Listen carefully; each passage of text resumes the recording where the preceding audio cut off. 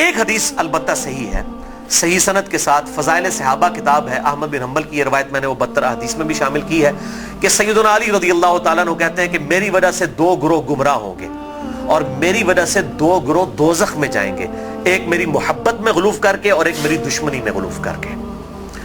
تو یہ سیدنا علی کا قول ہے، اور یہ محدثین کا پیٹ رول ہے کہ اگر کسی صحابی کا قول غیبی خبر سے متعلق ہو تو یہ امپلائیڈ ہوتا ہے کہ یہ نبی کے بتانے پر ہی موقوف ہے، یعنی نبی نے خبر دی ہے تب ان کو یہ مستقبل کی خبر پتہ ہے، ورنہ نبی کے علاوہ تو کسی کے پاس علم غیب نہیں نہ ہوتا اللہ تعالیٰ کی طرف سے۔ کوئی اور شخص تو یہ دعویٰ نہیں کر سکتا میرے اوپر وحی نازل ہوتی ہے۔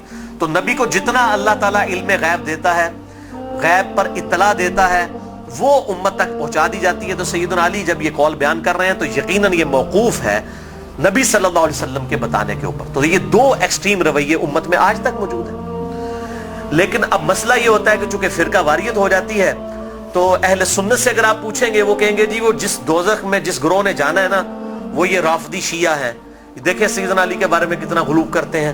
اچھا آپ شیعہ سے جا کے پوچھیں وہ کہیں گے جس بندے جنہوں نے حضرت علی کی دشمنی میں دوزخ میں جانا ہے وہ اہل السنہ ہے۔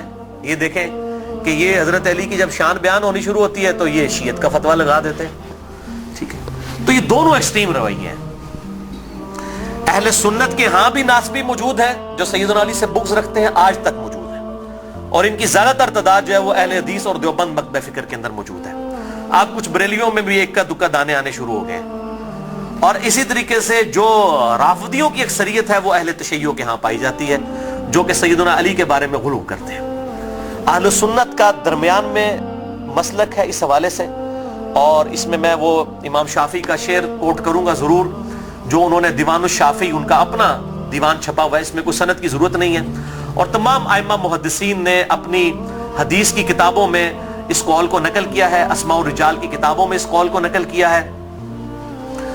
امام زاہبی رحمہ اللہ نے جو امام ابن تیمیہ کے شاگرد ہیں انہوں نے بھی نقل کیا، امام ابن تیمیہ نے بھی نقل کیا، اور امام ابن کثیر نے بھی، اور باقی سارے ائمہ نے، ابن حجر اسقلانی نے بھی، کہ امام شافعی فرمایا کرتے تھے ان کان رفضا حب آل محمد صلی اللہ علیہ وسلم، اگر آل محمد کی محبت کا نام رافضی یا شیعہ ہونا ہے فَلْيَشْهَدِ الثَّقَلَانِ أَنِّي رَافِضِي، تو جن و انس گواہ ہو جاؤ اس بات پہ کہ میں رافضی ہوں۔ کہ اگر سیدنا علی سے محبت کا نام شیعہ ہونا ہے اور تم مجھے بلیم کرتے ہو کہ میں علی سے محبت کیوں کرتا ہوں، آل محبت سے محبت کیوں کرتا ہوں، اس کی بنیاد پہ تم مجھے شیعہ کہتے ہو، تو گواہ ہو جاؤ میں شیعہ ہوں۔ اور میں نے اس میں پھر ایڈ کیا ہے کہ اگر آج امام شافعی زندہ ہوتے تو میں کہتا کہ شیخ صاحب آپ میرے بھی کچھ اشعار اس میں ایڈ کر لیں۔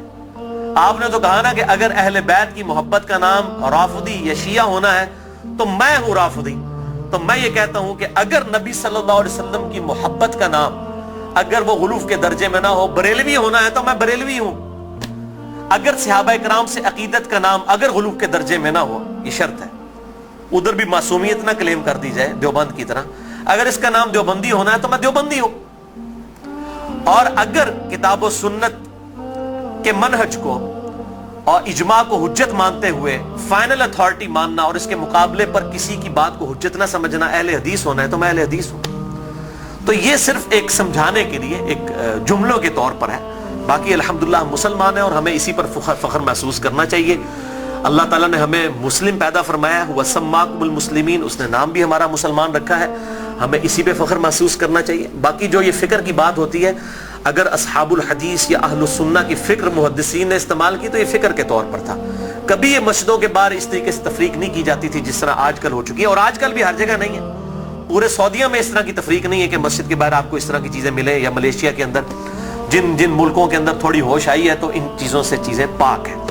اور ایون ہمارے جو یورپ اور امریکہ کے اندر اگرچہ فرقوں کے نام پہ مسجدیں بنی ہیں لیکن کم از کم وہاں پہ اتنی ٹالرنس ہے کہ لوگ تمام کے تمام لوگ ایک جگہ پہ نماز پڑھتے ہیں، ایک دوسرے کے پیچھے نماز پڑھ لیتے ہیں۔ یہ یہاں پر لعنت ہے انڈیا، پاکستان اور بنگلہ دیش کے گندے کلچر کے اندر کہ یہاں پر لوگ جو ہیں وہ مطلب اس طرح فرقوں میں بٹے ہوئے ہیں کہ ایک دوسرے کے پیچھے نماز بھی نہیں پڑھتے۔ آج بھی مجھے ایک بھائی کا فون آیا، اکثر لوگ سوال کر رہے ہوتے ہیں فلاں کے پیچھے نماز ہو جاتی، فلاں کے پیچھے نماز ہو جاتی، میں ان کو ایک ہی جملہ بولتا ہوں کہ میرے بھائی جس کو آپ کافر نہیں کہہ رہے نا اس کے پیچھے نماز ہو جاتی ہے۔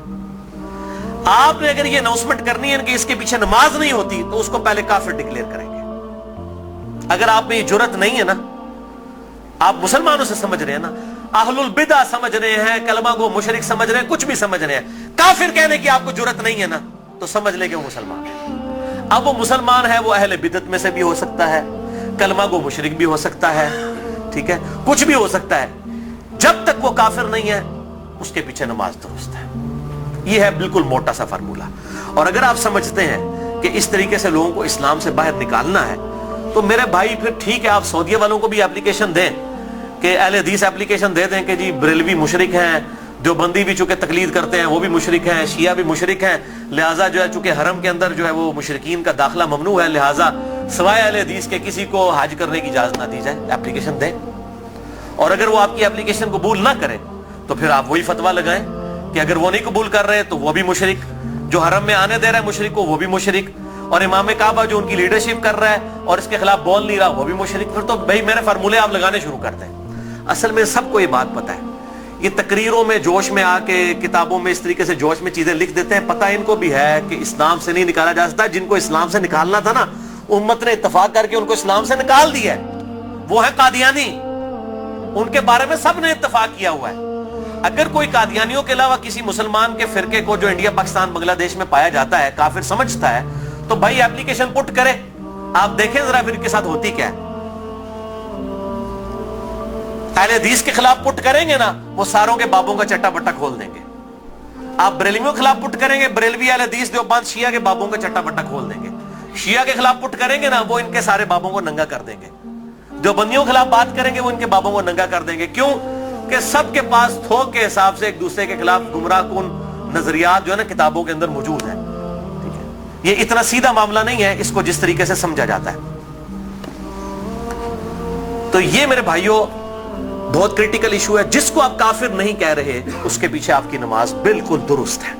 या जुर्रत करें काफिर कहने की, फिर अगली बात करें। अगर आप ये जुर्रत नहीं कर रहे तो यकीनन आप मुसलमान समझ रहे हैं, एक दूसरे के पीछे नमाजें भी पढ़ें, एक दूसरे के साथ निकाह भी करें, एक दूसरे के साथ मामलात भी करें, इल्मी तरीके से एक दूसरे के साथ मामलात को आगे लेके चलें। बाकी तो हालत ये हो चुकी है मेरे भाई के यहां तो एक फिरके के जो लोग हैं उनमें कितनी पार्टी बाजी है। एक घर के अंदर एक फिरके के लोग हैं, उनमें पार्टियां मौजूद हैं। कोई एक जमात के साथ है, कोई दूसरी जमात के साथ है।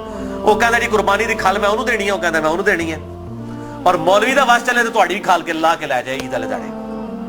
बिल्कुल कई लोग ऐसे मिले हैं, वो कहते हैं जी हम 2 बकरे इसलिए देते हैं कि जी वो हमने एक जो है वो इस पार्टी को देना है, दूसरी पार्टी को देना है, वरना वो नाराज हो जाएगी। और दोनों का मसले एक ही है। और इसके अलावा सियासी बुनियाद भी जो डिवीजन हुई है वो अलग से है। तो डिवीजन तो बहुत ज्यादा है। और फिर कहते हैं जी वो हम आपस में एक दूसरे को गुमराह तो नहीं समझते, गुमराह नहीं समझते। तो मेरे भाई एक दूसरे का इस लेवल तक आप रद्द करते हैं कि मस्जिदें छीन लेते हैं एक दूसरे से। अगर गुमराह समझ रहे तो तभी मस्जिद छीनते हैं ना। मस्जिद क्यों छीनी जाती है कि मेरे वाले करें? तो या सीधा सीधा पब्लिक को बताएं कि ये मस्जिद जो है ये हमारे चंदे बटोरने के अड्डे हैं। तो चूंकि इधर से हमने चंदे बटोरने होते हैं, आपकी चमड़ियां उतारनी होती हैं, इसलिए हम मस्जिदें आपसे छीन रहे होते हैं। तो बताएं पब्लिक को, यही बात हो सकती है ना। तो या फिर अगर ये नहीं कह रहे तो आपने जाहिर है दूसरों को गुमराह समझ रहे हैं। गन पॉइंट के ऊपर एक दूसरे की मस्जिदें छीनते हैं, लड़ाइयां करते हैं, और फिर कहते हैं जी हम एक ही हैं। कोई एक नहीं होते मेरे भाई। देवबंद का ममाती गिरोह, हयाती गिरोह, इतने एक्सट्रीम इख्तलाफात हैं आप सोच भी नहीं सकते। बरेलवियों के अंदर आप आ जाएं, दावत इस्लामी को देख लें और डॉक्टर तैयब कादरी साहब और सैफियों की पार्टी जमीन आसमान की इख्तलाफात है। अहले हदीस के अंदर आप आ जाएं, वहां पे जमात दावा को देख लें, जमीयत अहले हदीस को देख लें, जमीन आसमान की इख्तलाफात है। मैं तो मतलब जिन्होंने कहते ना कि पंजाबी मुहावरा दाइयां को नहीं ढिड छुपे होते, मैं तो सारे नाल रहा, मुझे तो पता है इनकी सबकी क्या सूरत हाल है।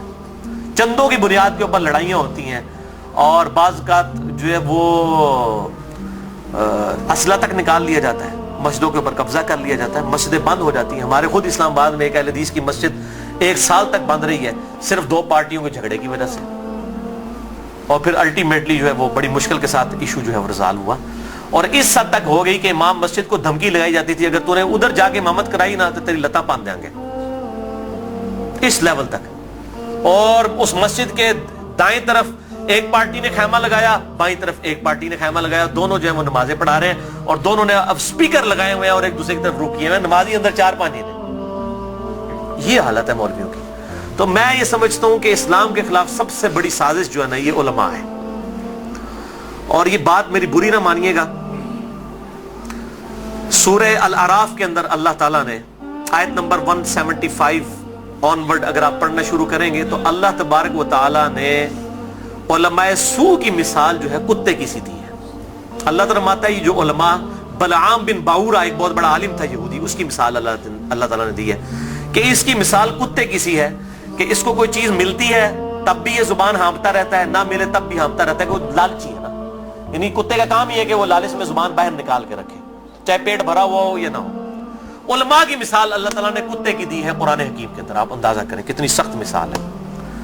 ہم بھی یہ بات کرتے ہیں، پنجابی ایک محاورہ ہے کتی چورانا رلی ہے، سنے ہیں نا، یعنی چور سے بچانے کے لیے، گھر کی حفاظت کے لیے کتا رکھا جاتا ہے۔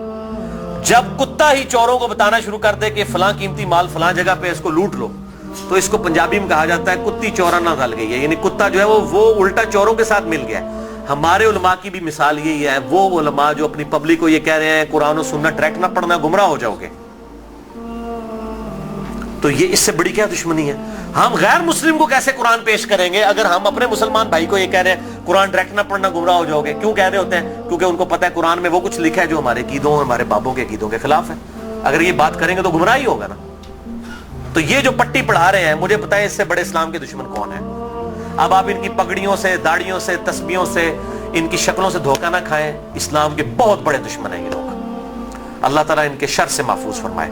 تو بات کہاں سے کہاں نکل گئی؟ اللہ تعالیٰ فرماتا ہے ہم نے ماں باپ، ان کو ماں اور بیٹے دونوں کو جہان والوں کے لیے بہت بڑی نشانی بنایا تھا۔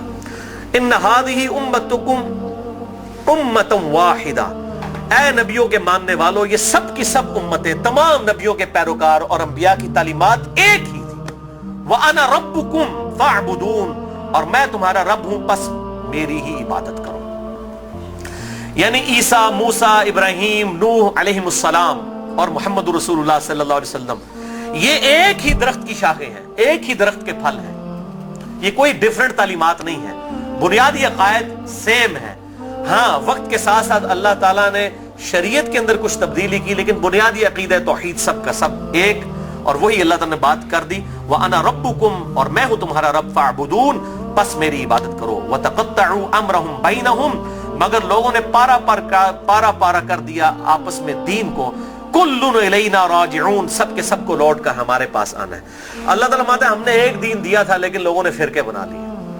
ایک تو یہ انبیاء کے نام پر یہ تقسیمیں ہوئیں، اور بعد میں پھر نبیوں کے ماننے والوں میں بھی بزرگوں کے نام پہ تقسیمیں ہو گئی۔ یعنی آج عیسائی، یہودی اور مسلمز نبیوں کے نام کے اوپر اپنے آپ کو ڈیوائیڈ کیا ہوا ہے نا، حالانکہ تعلیمات ایک ہیں۔ اور ہم کیوں اپنے آپ کو بہتر سمجھتے ہیں؟ ہم کسی نبی کا ڈینائی نہیں کرتے، لا نفرق بین احد من رسلی، ہم ایمان لانے میں کسی نبی میں فرق نہیں کرتے۔ لیکن یہودیوں کو دیکھیں، حضرت عیسیٰ کا انکار کرتے ہیں، محمد رسول اللہ کا انکار کرتے ہیں صلی اللہ علیہ وسلم۔ عیسائیوں کو دیکھیں، حضرت موسیٰ کو بھی مان رہے ہیں، حضرت عیسیٰ کو بھی مان رہے ہیں، ہمارے نبی کا انکار کر رہے ہیں۔ تو انہوں نے اپنی پگڈنڈی الگ کر لی ہے۔ اور ہمیں کیا تعلیم دی گئی کہ ہم عیسیٰ علیہ السلام کو بھی ویسا ہی پیغمبر مانتے ہیں جس طرح کہ اپنے محبوب صلی اللہ علیہ وسلم کو مانتے ہیں۔ ہمارے نزدیک نبی صلی اللہ علیہ وسلم کا انکار کرنے والا بھی ویسے ہی کافر ہے جس طرح کسی ایک پیغمبر کا انکار کرنے والا کافر ہے، سیم۔ یہ اللہ تعالیٰ نے، لیکن پھر امت کے اندر کیا ہوا؟ نبی صلی اللہ علیہ وسلم تو چلے گئے، اور آپ صلی اللہ علیہ وسلم کے بعد وقت جب گزرتا گیا، لوگوں نے اپنے بزرگوں، بابوں کے نام کے اوپر فرقے کھڑے کرنا شروع کر دی۔ اس میں بزرگوں کا قصور نہیں تھا، یعنی امام حنیفہ، امام شافعی، امام احمد بن حنبل، امام مالک رحمہم اللہ اجمعین علیہم السلام رضی اللہ عنہم اجمعین، ان کا کوئی قصور نہیں ہے۔ انہوں نے کہیں نہیں کہا کہ ہمارے ناموں کے اوپر آپ فرقے بنائیں، اپنے ہمارے ناموں کے اوپر چیزوں کو ڈیوائیڈ کر دیں، ان کی کہیں یہ تعلیمات نہیں تھی۔ ان کی تعلیمات تو یہ تھیں کہ اللہ اور اس کے محبوب صلی اللہ علیہ وسلم کو فالو کیا جائے، اللہ اور اس کے محبوب صلی اللہ علیہ وسلم کی تعلیمات کو لے کر چلا جائے۔ انہوں نے کہیں نہیں کہا کہ ہمارے ناموں کے اوپر آپ فرقے بنا لیں۔ تو میں ان کو کنڈیم نہیں کر رہا۔ آج جب ہم عیسائیوں کو کنڈیم کرتے ہیں، معاذ اللہ استغفر اللہ، ہمیں کبھی گمان بھی نہیں ہوتا کہ حضرت عیسیٰ علیہ السلام کی ہم توہین کر رہے ہیں۔ ہم تو کہہ رہے ہوتے ہیں کرسچینٹی غلط ہے، عیسیٰ علیہ السلام تو وجیہاً فی الدنیا والآخرہ، ان کا کون انکار کر سکتا ہے؟ ان سے تو ہم محبت کرتے ہیں، ان کی محبت کو ہم اپنے ایمان کا حصہ سمجھتے ہیں۔ لیکن ان بزرگوں کے نام کے اوپر فرقے بننا شروع ہوئے، پھر آگے چلتا رہا کام یہاں تک پہنچا کہ اب آپ دیکھیں کہ اس حالت تک بگاڑ آ چکا ہے کہ انڈیا پاکستان کے اندر ایک امام حنیفہ رحمہ اللہ کے نام پہ فرقہ بنانے والے لوگوں کی اپنی حالت یہ ہو گئی ہے، انہوں نے اپنے ادھر جو 14ویں صدی کے دو بابے تھے ان کے نام کے اوپر فرقے بنا لیے، بریلوی اور دیوبندی، دونوں اپنے آپ کو حنفی کہہ رہے ہیں۔ دونوں اپنے آپ کو کہہ رہے ہیں کہ ہم امام حنیفہ کے پیروکار ہیں، اور دونوں ایک دوسرے کو ماشاءاللہ کافر بھی سمجھتے ہیں، گستاخ رسول بھی سمجھتے ہیں، مشرک بھی سمجھتے ہیں، ایک دوسرے کے پیچھے نمازیں پڑھنے کے قائل نہیں ہیں، اور اسی نام کے اوپر انہوں نے مسجدیں بھی الگ کر لی ہوئی ہیں، اور اس حد تک کہ آپ مسجد کے بارے میں دیکھتا ہوں لکھا ہوتا ہے اہل سنت والجماعت، بریکٹ میں لکھا ہوتا ہے حنفی، پھر آگے مزید بریکٹ لگائی ہوتی ہے دیوبندی. یعنی آپ دیکھیں کہ کس لیول تک ڈیوائیڈ کر دیا، کس لیول تک ڈیوائیڈ کر دیا امت کو. تھوڑا آگے ہو جائے، آگے ہو جائے، آگے ہو جائے. اور میں حیران ہوتا ہوں کہ انڈیا کے 2 شہروں کی بنیاد کے اوپر امت کو ڈیوائیڈ کر دیا. یہ دیوبند اور بریلی انڈیا کے 2 شہر ہیں، اس کے نام کے اوپر ڈویژن کر دی ہوئی ہے. یہی حال اہل حدیث کا ہے. کبھی اپنے آپ کو اہل حدیث کہیں گے، کبھی سلفی کہیں گے، کبھی کہیں گے غربا اہل حدیث، کبھی کچھ. کس لیول تک بگاڑ آ گیا. حتیٰ کہ اگر آپ اب یورپ میں چلے جائیں تو وہاں 2 فرقے بن چکے ہیں، اہل حدیث اور سلفی. اور سلفیوں میں بھی 2 ہیں، ایک تقلیدی سلفی ہیں اور ایک غیر مقلد سلفی ہیں. اور ابھی ایک اور شوشہ چھوڑا ہے مدخلی. یہ ایک اور فرقہ جو ہے وہ عرب کے اندر نکلا ہے، جو کہ اپنے علاوہ سب کو کہتا ہے کہ یہ اہل حدیث سے خارج ہیں، ہم کوئی بہت بڑے اہل حدیث ہیں. یہی ہوتا ہے میرے بھائیوں، جب یہ پارٹی بازی شروع ہوتی ہے نا، اس کا انجام یہی ہوتا ہے. خدا کے لیے اس طرف واپس آ جائیں جہاں ہمارے محبوب صلی اللہ علیہ وسلم ہمیں چھوڑ کر گئے تھے. ہوا سماکم المسلمین من قبل وفی ھذا. اللہ کے پیغمبر ابراہیم علیہ السلام نے اس قرآن کے نزول سے پہلے تمہارا نام مسلم رکھ دیا تھا، اور اس کتاب میں وفی ھذا اللہ نے بھی انڈورس کر دیا اپنے آپ کو مسلمان کو. کیوں اپنے آپ کو ڈیوائیڈ کرتے ہو؟ کس لیول تک ڈویژن کرو گے؟ پہلے کہتے تھے جی اگر ہم سنی شیعہ کی ڈویژن نہیں کریں گے تو پتہ کیسے چلے گا. چلو جی وہاں بھی مسئلہ حل ہوا. پھر آگے گئے جی نہیں اگر ہم حنفی شافعی مالکی حنبلی اہل حدیث نہیں کریں گے پتہ کیسے چلے گا. چلو وہاں بھی مسئلہ حل ہو گیا. پھر آگے نہیں جی اہل حدیث میں بھی اتنی پارٹیاں تھیں تو ہم سلفی کہیں گے تو تب پتہ چلے گا. میرے بھائی یہ جتنی دمیں لگائی ہوئی ہیں نا، میں ان کو دمیں کہتا ہوں، یہ آپ دمیں لگاتے چلے جائیں، اس کی کوئی اینڈ نہیں ہے، سوائے اس کے کہ امام مالک رحمہ اللہ کا قول ہے، وہ فرمایا کرتے تھے اس امت کے آخری حصے کی بھی ہدایت ویسے ہی ہوگی جس طرح کے ابتدا کے حصے کی ہوئی تھی. صحابہ اکرام علیہم رضوان، اہل بیت، بریلوی، دیوبندی، اہل حدیث، شیعہ، اہل سنت اس تفریق سے بہت بالا تھے. آج بھی الحمدللہ وہ مسلمان اس پیٹرن کے اوپر. مجھے کہتے ہیں لوگ جی وہ آپ کس فرقے سے ہیں؟ میں کہتا ہوں جی میں اس گروہ میں شامل ہوں. فرقہ تو ہے ہی اسلام میں حرام. ٹھیک ہے، اللہ تعالیٰ نے واضح طور پہ فرما دیا ہے کہ ان الذين فرقوا دينهم وكانوا شيعا لست منهم في شيء. اے نبی جنہوں نے دین میں فرقے بنائے اور اپنے آپ کو گروہوں میں بانٹ لیا، آپ کا ان سے کوئی تعلق ہی نہیں ہے. سورۃ الانعام آیت نمبر 159. اس طریقے سورہ آل عمران کے اندر ہے واعتصموا بحبل اللہ جميعا ولا تفرقوا. اللہ کی رسی یعنی قرآن کو صحیح مسلم میں آتا ہے غدیر خم کی حدیث میں کہ یہ قرآن ہے اللہ کی رسی، اس کو مضبوطی سے پکڑ لو، فرقوں میں مت بٹو. پھر پوچھ رہے ہوتے ہیں فرقہ کون سا ہے، تو میں پھر آخر میں تنگ آ کے کہتا ہوں میرے بھائی میرا وہی گروہ ہے جو صحابہ کرام کا تھا.